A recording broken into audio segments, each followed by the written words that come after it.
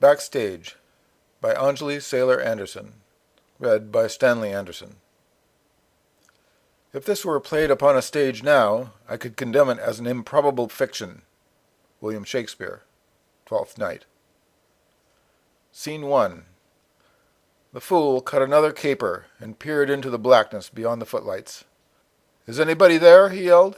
"If so, applaud." His impeccable King's English reverberated from the proscenium arch to the obscenely huge crystal chandelier whose existence he took on faith to the hindermost gallery and back again. He paused, listening a moment.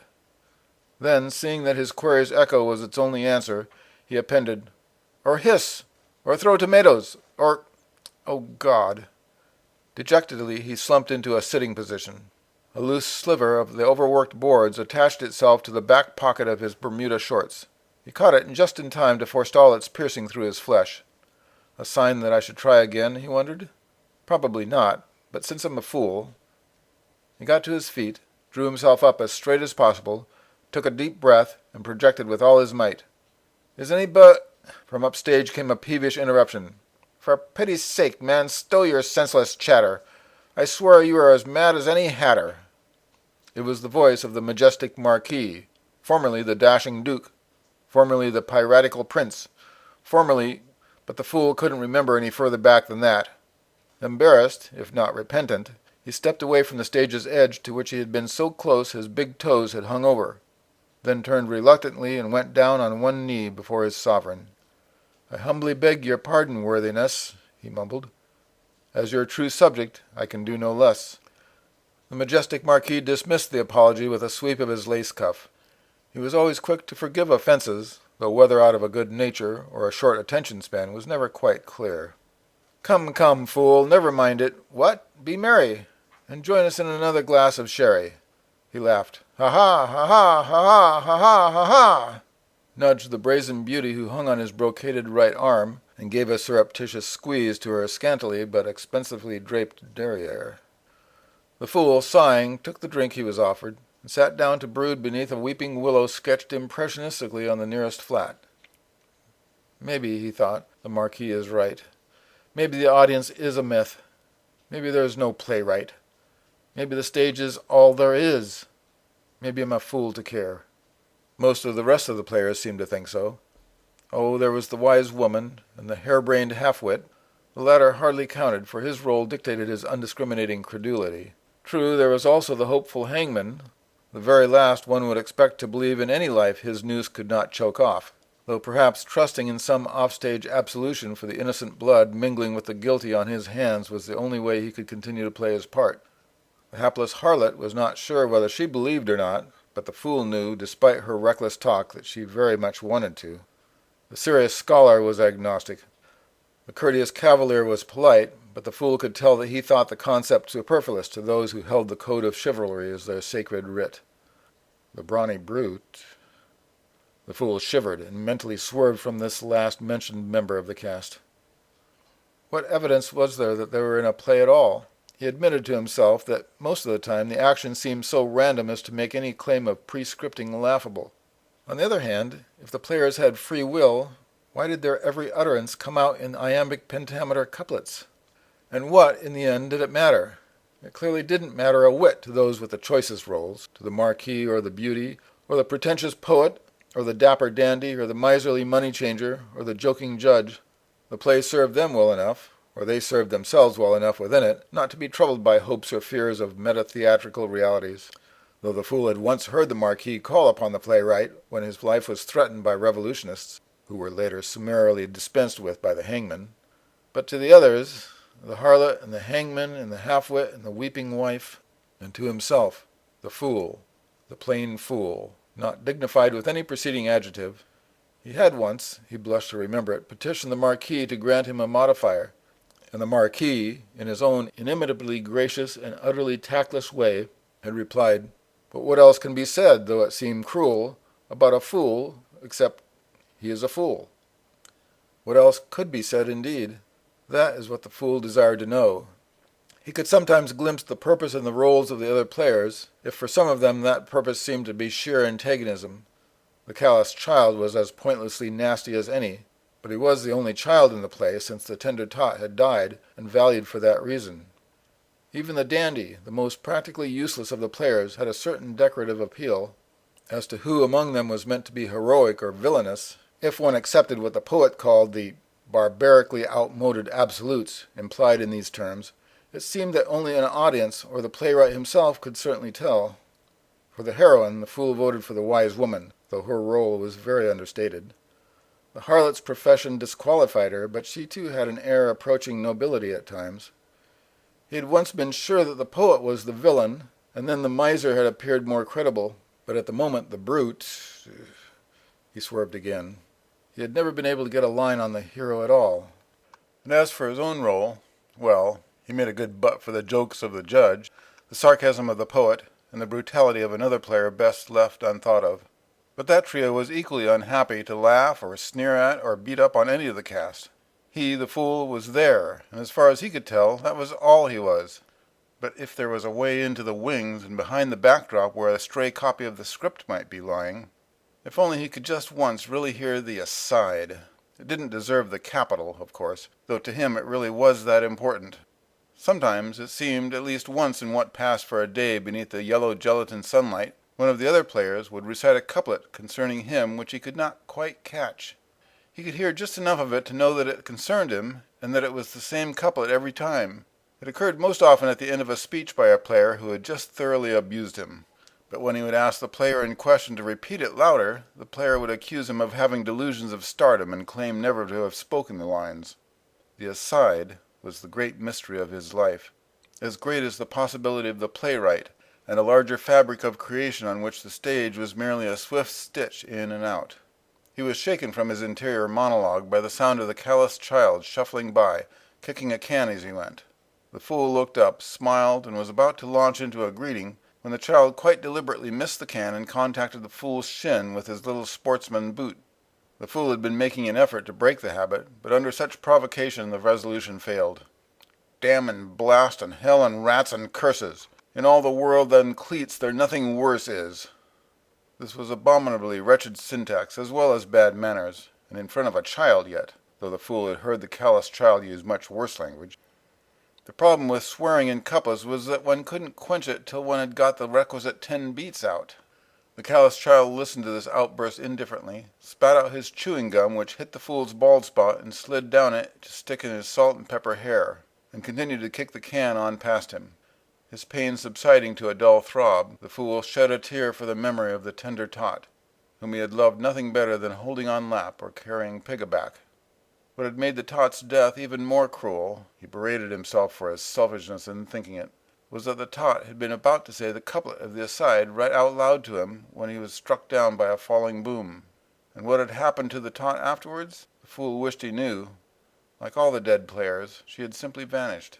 He liked to think, he had to hope, that she had gone backstage. Extracting the chewing gum with difficulty and chucking the sherry glass, the fool rose and limped on his sore leg to visit the wise woman. On his way he passed the dapper dandy. "How goes it, dandy? What's the fashion news for those of us whose feet don't match our shoes?" he inquired. The dandy could never be bothered to respond to a question seriously, which was just as well, since the fool could never think of a serious question to put to him. Displaying his new doublet complete with slashed sleeves, party-colored hose, and contrasting codpiece, he enthused, "Fresh off the rack at Jacques. Très chic, n'est-ce pas? But really, fool, those shorts, too gauche. Ta-ta." The fool nodded his own leave-taking and hurried on. The shade of chartreuse that alternated with plum in the dandy's outfit was making him dizzy. Next he passed the pretentious poet in company with the grovelling groupie, neither of whom spoke to him, but merely snickered, "Tee-hee, tee-hee, tee-hee," etc., under their breaths. Just this side of the wise woman's cell was the serious scholar's study. While true that most of the titles in the scholar's library were stenciled in Old English over a pea-green rectangle meant to suggest a set of matched bindings, his was a fine study nonetheless as stage sets go, and the scholar made the most anyone could expect out of a single shelf of genuine books. Seeing the scholar's smoky lamp burning, the fool stuck his head in at the window. "Good evening, scholar. What discovery, of late, in science or philosophy?" If the scholar was as otherwise absorbed as the dandy, at least it was in something less subjective than himself. One quantum leap and shapes of truth we'll see in non-Euclidean geometry, he muttered. The fool tried to think of an intelligent response, couldn't, and began to tiptoe shamefacedly away. But the scholar suddenly fixed a crazed eye on him, and intoned in a voice not quite his own, "I would conclude E equals mc squared, but relativity has got me scared." The fool gaped. "You're on to something, scholar. Jeepers, wow! The ghost of Albert must possess you now." The ghost of... Who the hell is Albert? More evidence for a script, or how could I say things and not understand them? Of course there is a simpler explanation. I'm a fool. As if in answer to his thought, the scholar admonished him. Fools may rush in where angels fear to tread, but unseen spirits can't have fun in bed. The scholar had turned coarse and cynical in the space of one couplet. The fool couldn't stand it. He was so depressed that he abandoned his plan of visiting the wise woman, and yielded to the insinuation of the scholar's last words, went to the harlot's bower instead. Scene 2. She had murmured the aside in his ear at the moment of ecstasy, but his senses had too overwhelmed him then to permit him to listen.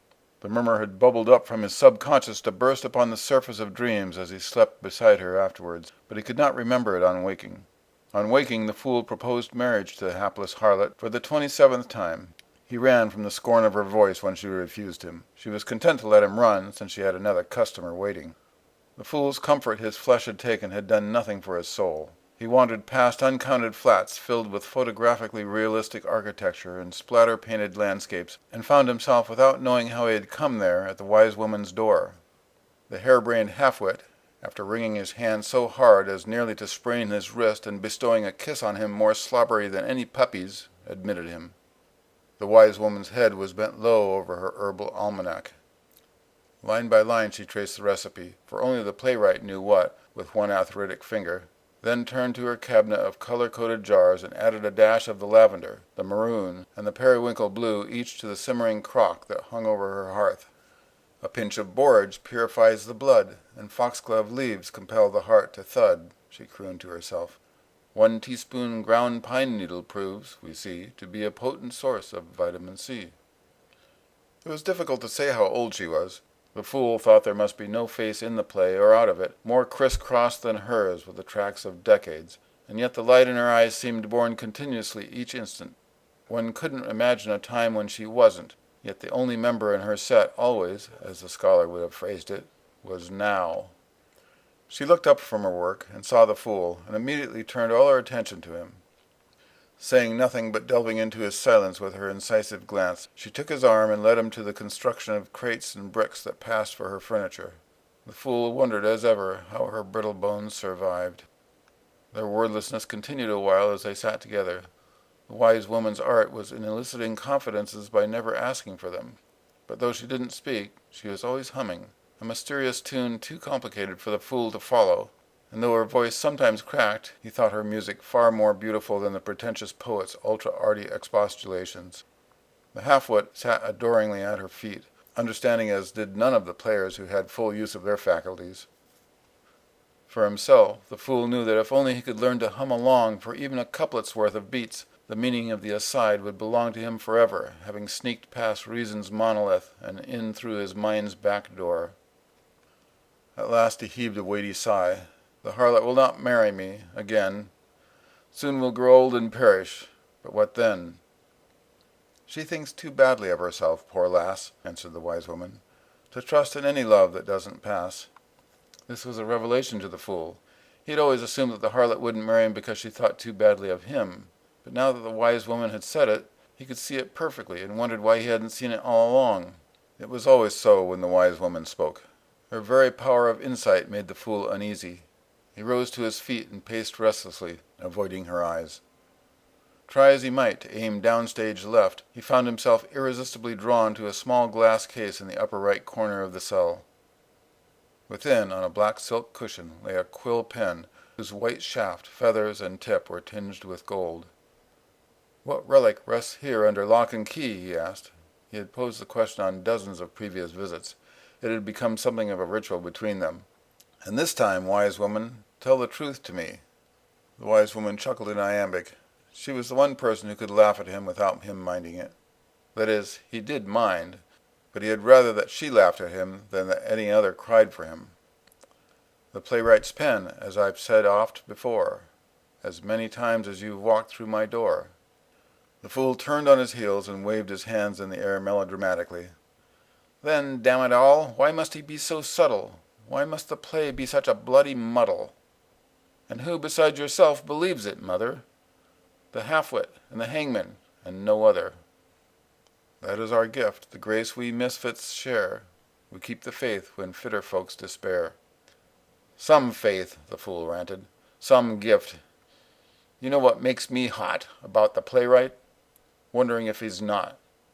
He turned back to the pen and shook his fist at it, as though daring it with blasphemy to leap from its case and skewer him, thus proving itself genuine.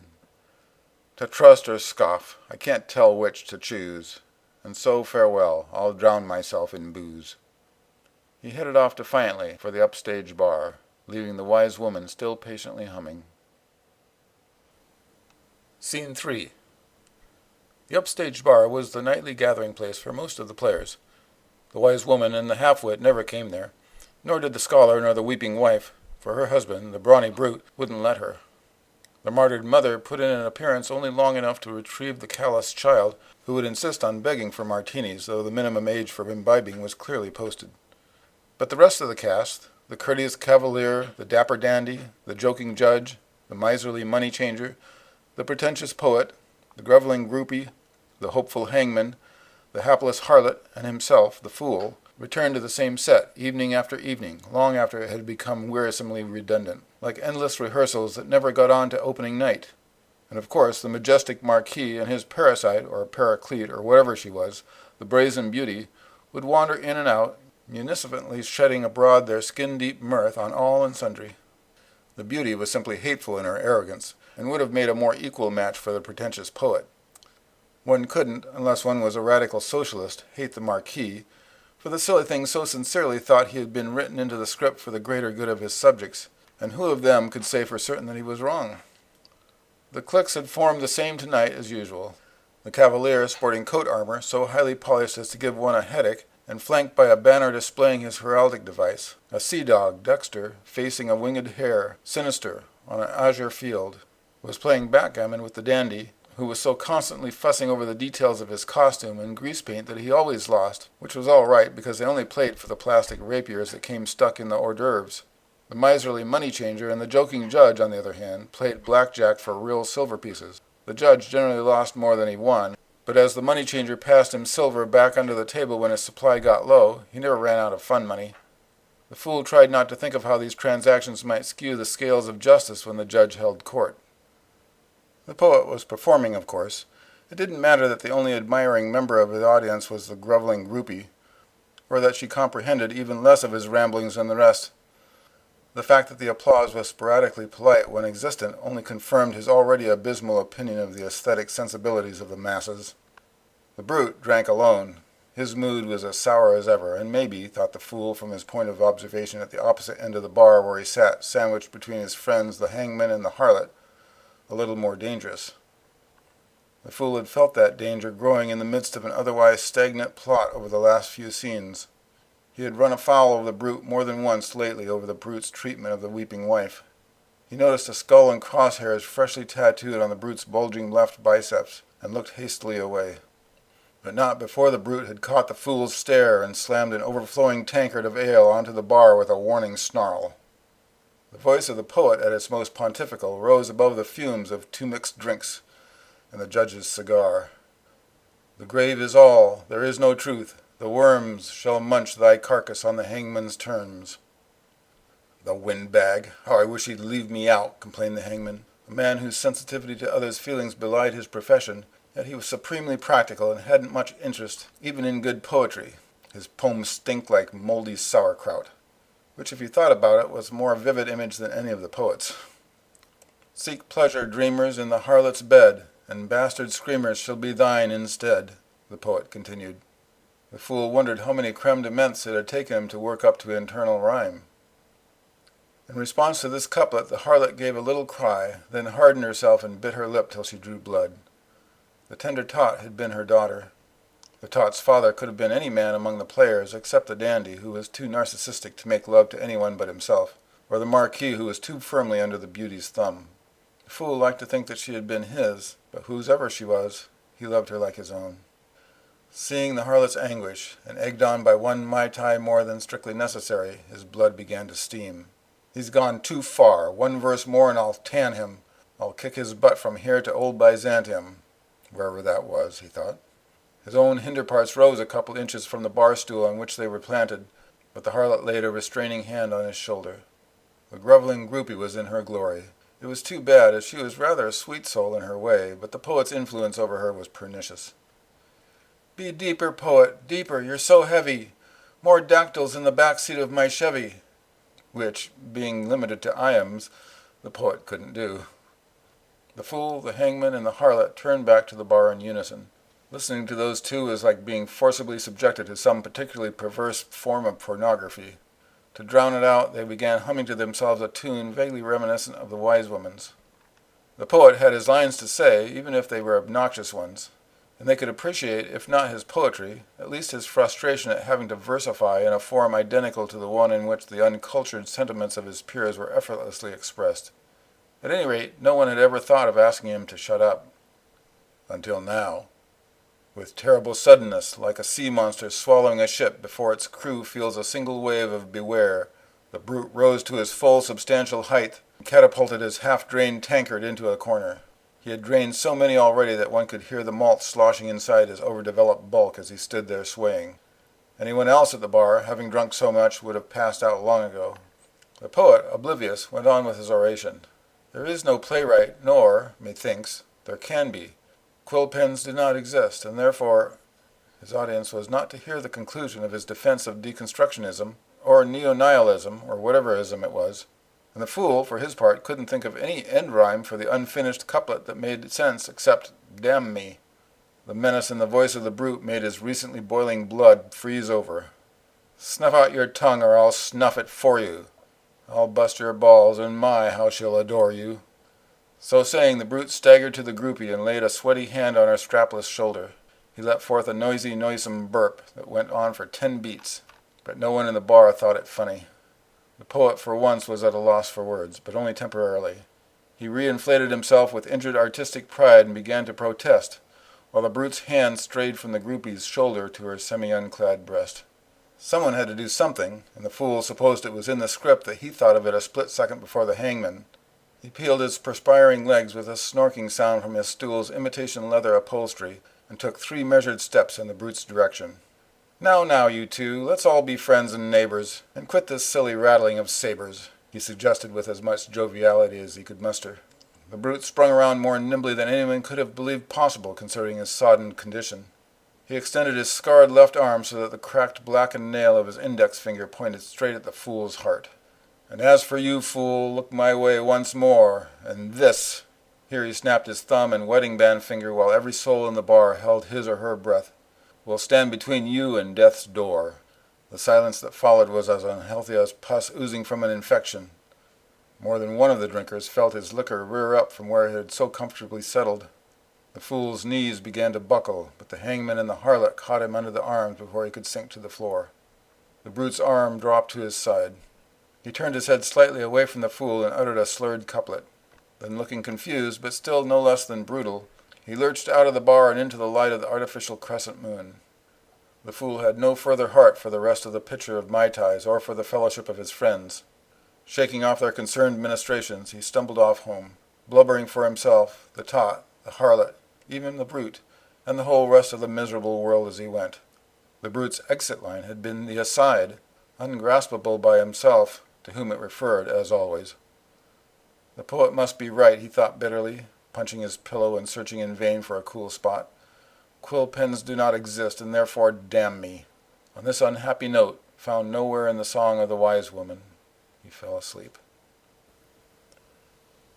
Scene 4. Sometime during the night, the harlot slipped beneath his patchwork quilt. He woke to find her sleeping beside him. When the early morning spotlight glanced upon her face, he saw signs of middle age beginning to intrude. Nonetheless, he remained rapt for several moments at her beauty, to him ageless. Then he noticed the salt trail left by dried tears. He ran his fingers through her fiery red hair, causing her to stir. "Good morning, love," he whispered tenderly. "How bright your hair looks lying there. But tell me, why have you been crying?" The harlot opened her mouth, but couldn't control the quivering of her lower lip, and so shut it again. This was answer enough for the fool. "Is it the tot?" "I know, princess, I know. I loved her too. Why did she have to go?" His attempt to comfort her with his embrace was interrupted by a violent knock that set the rococo flats that formed his walls to rocking. "I know you're in there, whore, screwing that fool.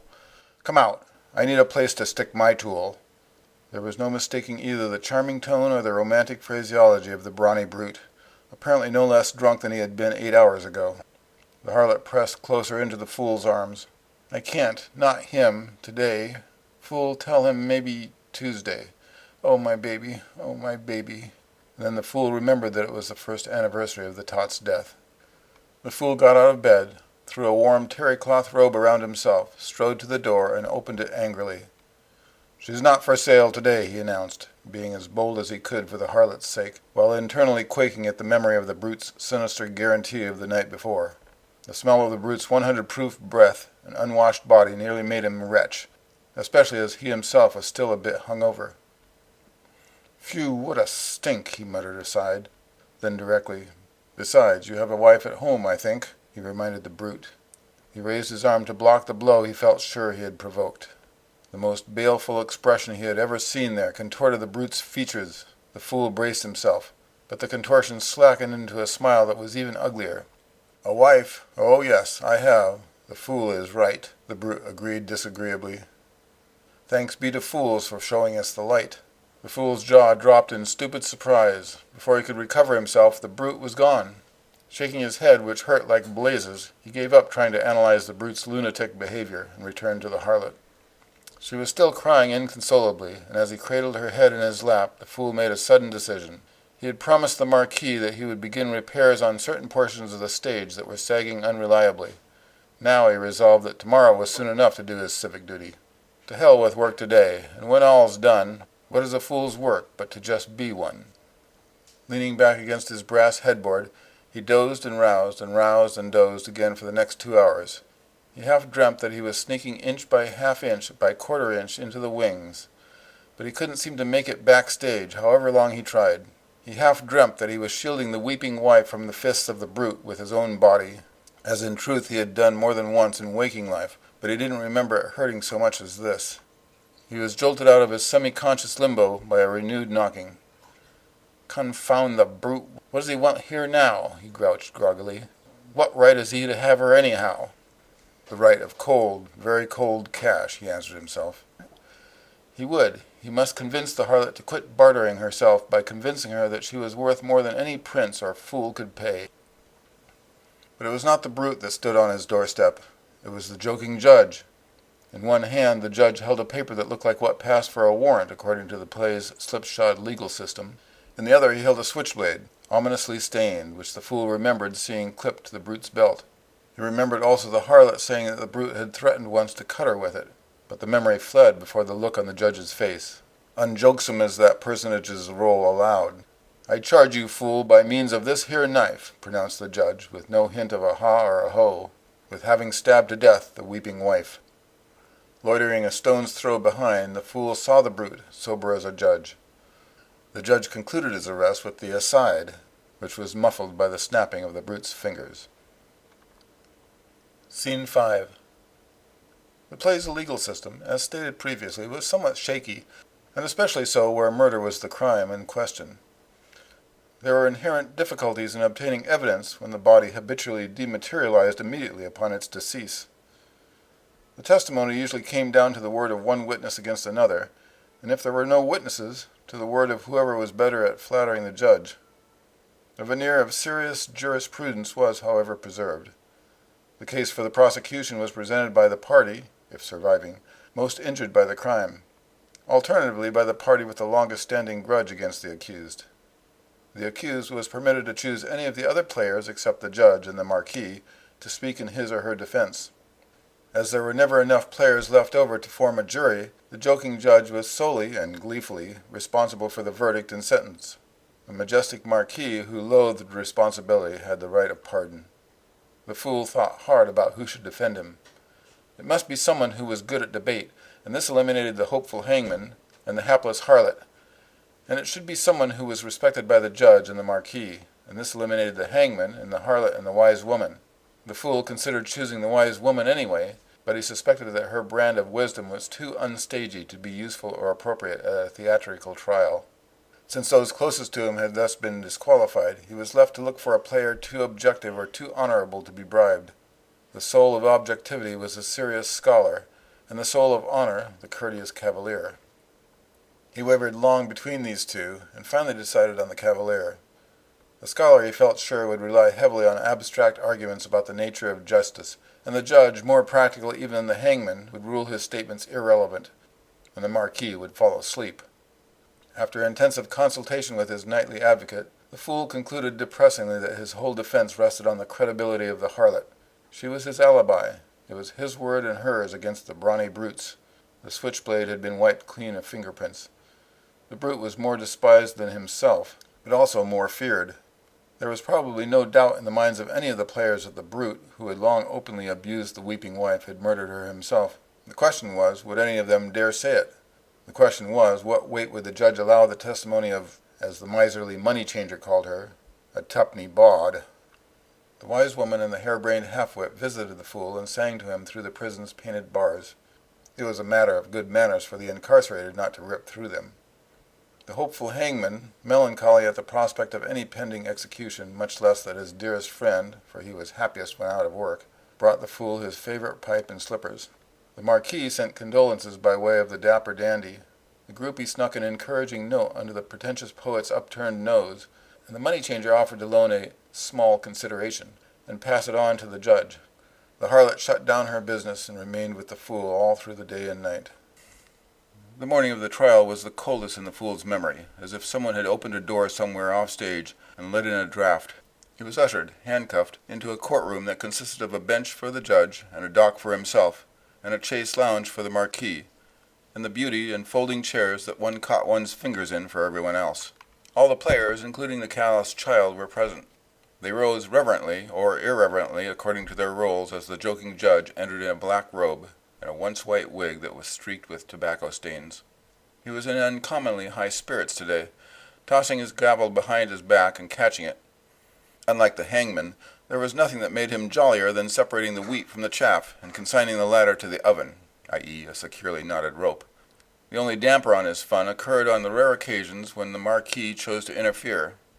But deeply in debt as the marquis was to the money-changer, the judge found ways of getting even that were nearly as entertaining as the gallows. He took his place at the bench and performed a percussive solo with his gavel. Oyez, oyez, oyez, oyez, oyez! Order in the court and in the foyer! The spectators fell silent. The judge motioned the fool to stand in the dock so that he could be gawked at, then motioned him to be seated again. Of what? Ha ha! Does this man stand accused? The judge trilled merrily. Who charges him that we may be amused? The fool swallowed. Usually the judge was not quite this blatantly frivolous. It did not bode well. The brute heaved himself lugubriously to his feet. No one had ever seen him so immaculately dressed. His eyes were red from crying. He must have onions hidden in that handkerchief, thought the fool. I do, with murder most debauched, your honor. My wife, he did a dastard's deed upon her. Here the brute boo-hooed into his hanky, while sympathetic murmurs and disbelieving rouses ran around the court. The judge drummed showily again with his gavel. Who speaks in his defense? Ho, ho, he'll rue it. Who undertakes to prove he didn't do it? The fool threw up his manacled hands. He might as well go hang himself and have it over with. But the cavalier laid a fighting man's steady hand on his shoulder. "'Tis I, your honor, that will demonstrate the fool's uprightness to be consummate." The judge snorted, and the marquis yawned. The fool had forgotten how pompous the cavalier could be, but one had, in fairness, to give the fellow a chance. The brute felt no such scruple. The cavalier never got a full couplet out of his mouth but that the brute cut him off, and the judge did nothing to stop it, but punctuated the proceedings with many a giggle and a guffaw, his gavel-beating growing ever more manic as the trial went on. Courteous cavalier. To witness first, we call the hapless harlot, whose virtue unimpeached... Blarney brute. Whose virtue? All her virtues in her modesty constrains me. Let's say in her bodice. Courteous Cavalier. I must object. No courtly gent should speak so of a lady, brawny brute. Piss! Excuse me, foo, uncourtly show. Your Honour's court's the only court I know. Courteous Cavalier. The brute said that he sought a place to sheathe a tool, perhaps a knife. Brawny brute. A metaphor. She knew what I was saying. What's a harlot for, if not for laying? Courteous Cavalier. If you must be so foul. Brawny brute. It's foul you want? I'll give you foul, and then some. He screwed my wife, the dirty lousy scum. The brute pointed an accusatory finger at the dock. A shockwave rolled through the trial spectators. The fool hoped the harlot knew better than to believe the brute's revelation. The judge was beyond belief, or its converse. He pounced orgasmically on the mere suggestion of yet more devious depths of inquiry, like a cat on an already dying mouse. And killed her after? He, most foul indeed, his Honour chortled. Such lapses in the future will impede. Lest any in this courtroom wonder how, we'll hang him upright on the gallows now. 39 iambs worth of gavel-flailing failed to quench the ensuing uproar. The harlot turned white, the groupie began wailing, and was slapped by the poet. The wise woman hummed the saddest tune the fool had ever heard from her. His only hope now was the Marquis, who, to his joy, rose from the chaise lounge and began to dissent, but a sheet of paper that looked as though it had been torn from an accountant's ledger was placed in the Marquis's hand by the money-changer. Reading it, the Marquis let his speech dissolve into a cough. He looked regretfully at the fool, and stammered out a couplet in which no help to offer rhymed apologetically with Marquisial coffer. He then rattled off another couplet that was the aside, but it was drowned out by the whooping of the brute's bloodlust. Scene 6. The condemned man was put in the pillory to await his hanging, which, despite the judge's overzealous use of an immediate adverb, would not take place till the following dawn. The poet walked by and spat at him, and was kneed in the crotch by the finally disillusioned groupie. The cavalier came to beg his forgiveness for losing his case, and was assured by the fool that the script had not allowed for any other outcome. The martyred mother brought him a carafe of water, which had been spiked with Tabasco by the callous child. The money-changer offered one final time to wrangle an acquittal for him at 500% interest. The scholar brought him a copy of Boethius's The Consolation of Philosophy, translated into pentameter for reading aloud, the dandy his own Sunday-best frock coat. The judge took the fool's order for his last meal, and his request of a burger and fries was delivered by the brazen beauty, who pleaded the Marquis's advance excuse of acute indigestion of the conscience for absenting himself from the morrow's proceedings. The hangman read the Boethius till his voice gave way, and the harlot massaged the fool's sore muscles. While these last two slept, the brute visited and tickled him with the infamous knife, and would have done worse had not the wise woman and the half-wit chosen that moment to pay their respects. From beneath her cloak the wise woman brought forth the playwright's quill. The golden glory had faded from it. Separated from its shrine, it looked less like a godlike instrument of destiny, and more like a plain pen. But oddly it comforted the fool all the more for that. To his understanding, there was nothing godlike in the turn his role had taken, and the one who wrote with such a pen as this would understand how that nothingness felt. He knew that he was a fool to cling to the playwright here at the nadir of hope to which the script, if script it was, had brought him. It was too late in the play to change his role now.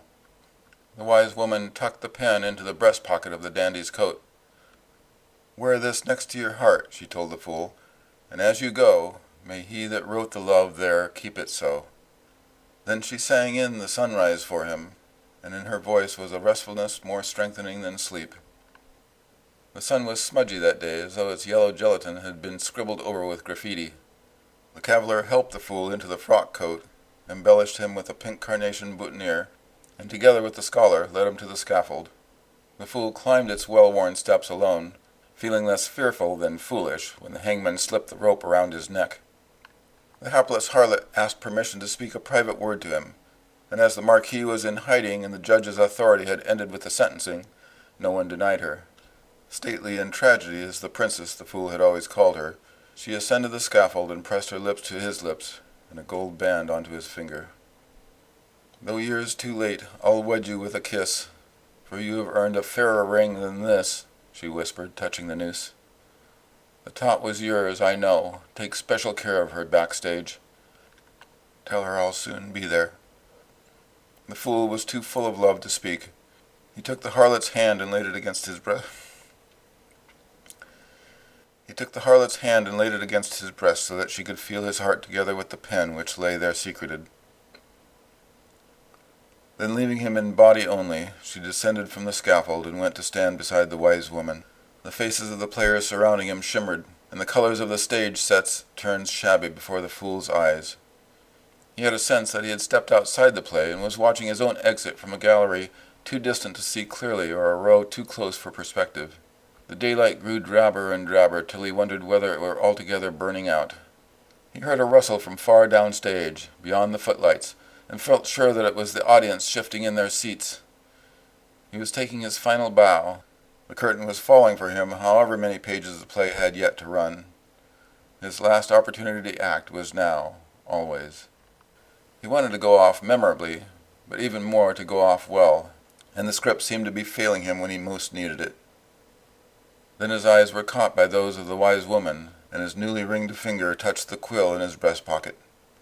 "I don't know if you hear, author of mine," he told the pen out loud, "but if you do, write me a good last line." He heard the voice of the hangman behind him. "Know, fool, that I love you like a brother, but as a hangman I can do no other." All the players at once intoned the aside, and in listening the fool didn't notice when the trap-door opened beneath his feet. Postscript. He woke on the couch in his dressing room. He recognized it as such, though he had never in memory been there. He had been dreaming something. What was it? The aside. Damn, if he hadn't forgotten it again. And then he realized that it didn't matter. He was in his dressing room. This meant that he was backstage. He sat up and looked around him, at his rack of costumes, his makeup mirror, the star on his dressing room door. The star? Surely not. But of course, it was on the inside. He must have put it there himself, as private consolation for the degrading role he had been chosen to play in public. He got up, opened the door, and stepped around it. A star was here too.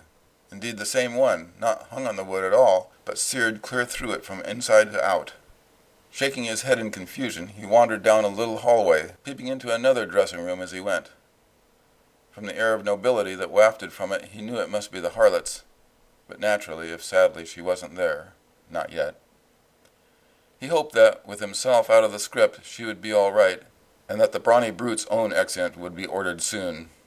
He wandered further, past the prop room, past flats not currently in use, painted for scenes in which he would never take part, past all the complex apparatus that controlled the play's lighting and sound.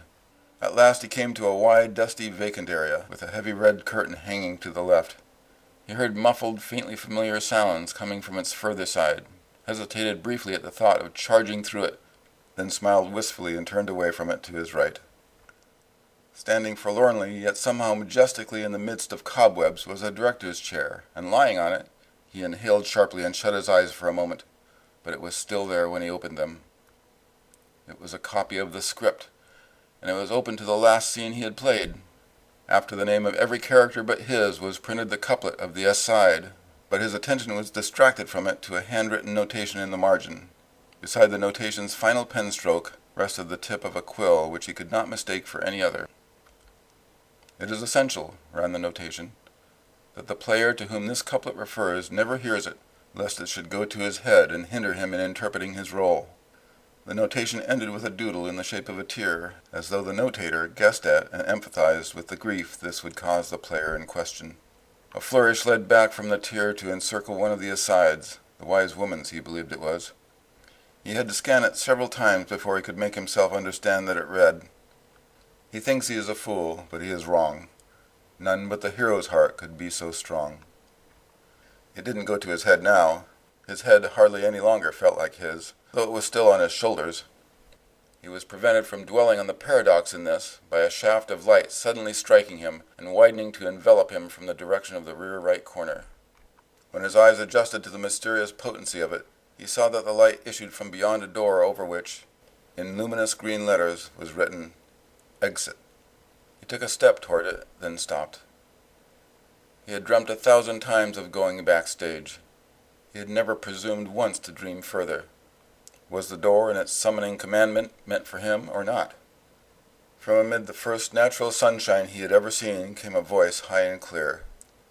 "What are you waiting for, Daddy?" Following the sun's path, he crossed the threshold, took the hand of the tender tot in his, and left the theater behind. End.